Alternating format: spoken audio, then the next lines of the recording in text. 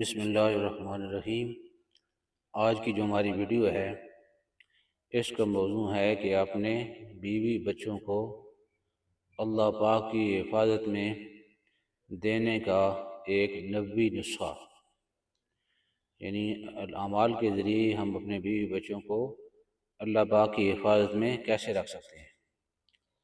حضرت عبداللہ بن مسعود رضی اللہ تعالی عنہ فرماتے ہیں کہ نبی کریم صلی اللہ علیہ وآلہ وسلم کے پاس ایک آدمی آیا اور اس نے کہا، یا رسول اللہ صلی اللہ علیہ وآلہ وسلم، اللہ کی قسم، میں اپنی جان، اپنے اہل و عیال اور مال کے بارے میں بہت ڈرتا ہوں۔ حضور صلی اللہ علیہ وآلہ وسلم نے فرمایا، صبح اور شام یہ کلمات کہا کرو، بسم اللہ علی دینی و نفسی و ولدی و اہلی و مالی۔ ترجمہ: میں اپنی دین پر، اپنی جان پر، اپنی اولاد پر، اپنے گھر والوں پر اور اپنے مال پر اللہ کا نام لیتا ہوں۔ اس آدمی نے یہ کلمات کہنے شروع کر دیے اور پھر حضور صلی اللہ علیہ وآلہ وسلم کی خدمت میں آیا۔ حضور صلی اللہ علیہ وآلہ وسلم نے اسے پوچھا کہ تمہیں جو ڈر لگتا تھا اس کا کیا ہوا؟ اس نے عرض کیا کہ یا رسول اللہ صلی اللہ علیہ وسلم، اس ذات کی قسم جس نے آپ صلی اللہ علیہ وآلہ وسلم کو حق دے کر بھیجا ہے، وہ ڈر بالکل جاتا رہا، یہ ڈر بالکل ختم ہو گیا۔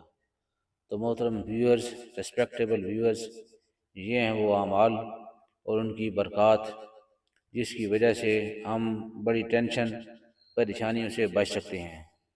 یہ سنت والے اعمال ہیں، ان کے اندر دنیا اور آخرت کی کامیابی ہیں۔ آدمی جیسے پڑھے گا، جو اعمال کرے گا تو کیا ہوگا؟ دل کو سکون ملے گا۔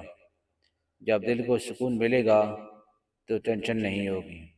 جب ٹینشن نہیں ہوگی تو نہ تو بلڈ پریشر بڑھے گا نہ شوگر ہوگی۔ ٹینشن اور بلڈ پریشر عمومی طور پر یہ جو آتی ہے دل کی پریشانی کی وجہ سے آتی ہے، اور دل کے اندر جو پریشانی ہے وہ غلط یقین کی وجہ سے آتی ہے۔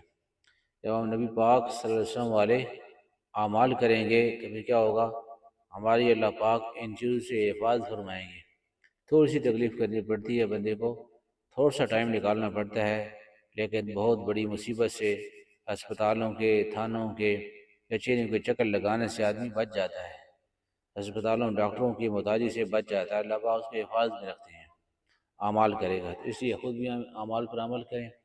جو ہمارے ساتھ والے ہیں، ہمارے دوست عزیز، احباب، رشتہ دار ہیں، اتنے ریلیٹو ہیں، ان تک بھی اس پیغام کو محبت، پیار اور اخلاق سے پہنچائیں۔